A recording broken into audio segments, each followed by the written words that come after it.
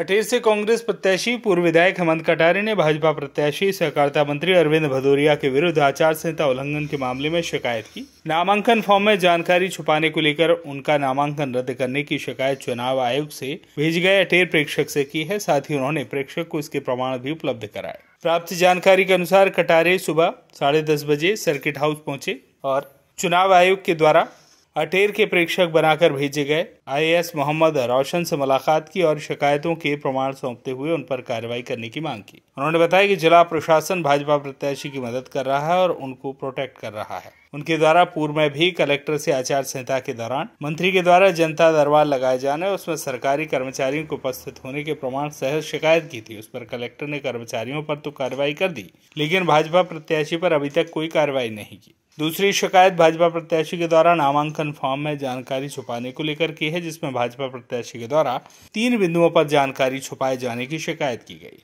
उन्होंने विरासत में मिली संपत्ति के कॉलम को निरंक भरा है, जबकि प्रमाण में वारिस के रूप में भाजपा प्रत्याशी अरविंद भदौरिया भी हिस्सेदार बताए गए। इसके आधार पर उनका नामांकन फॉर्म निरस्त करने की मांग की है। प्रेक्षक ने नियमानुसार कार्रवाई करने का भरोसा दिलाया। का उल्लंघन करने के मामले में क्या है पूरी शिकायत? देखिए, मैंने पूर्व में शिकायत करी थी कि श्री अरविंद सिंह भदौरिया जी ने आदर्श आचार संहिता का उल्लंघन किया है, जो कि स्पष्ट मैंने इसके प्रमाण भी दिए, लेकिन उनके ऊपर अभी तक कोई कार्रवाई नहीं करी है। और मुझे लग रहा है कि जिले का प्रशासन उनको प्रोटेक्शन देने का काम कर रहा है और नियम विरुद्ध तरीके से बचाने का कार्य कर रहा है। इसलिए जो हमारे बाहर से ऑब्जर्वर साहब आए हैं, IAS है मोहम्मद रोशन साहब, मैंने उनको पुनः शिकायत करी है और मैंने कहा इसमें कार्रवाई होनी चाहिए। मंत्री जी के दबाव में प्रशासन काम कर रहा है और मैं आपसे निष्पक्षता की उम्मीद करता हूं। और उनके ऊपर MCC वायलेशन, आदर्श आचार संहिता के वायलेशन की शिकायत है, उसके प्रमाण मैं दे चुका हूं।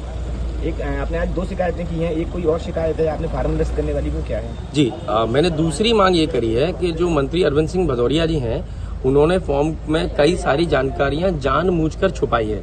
इसलिए उनका जो फॉर्म है विधानसभा नामांकन का, उसको निरस्त करके उनके ऊपर दंडात्मक कार्रवाई की जानी चाहिए।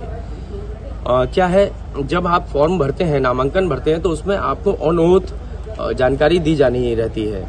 और ऑन ओथ जानकारी जो उन्होंने दी है, उसमें जो उनकी प्रॉपर्टी की जानकारी है, एक कॉलम होता है 8वें नंबर पन्ने पे है, जिसमें लिखा हुआ है विरासत में आई हुई संपत्ति की जानकारी। उनके पास विरासत में संपत्ति आई है, इस बारे में उन्हें निरंक और नहीं लिखा है।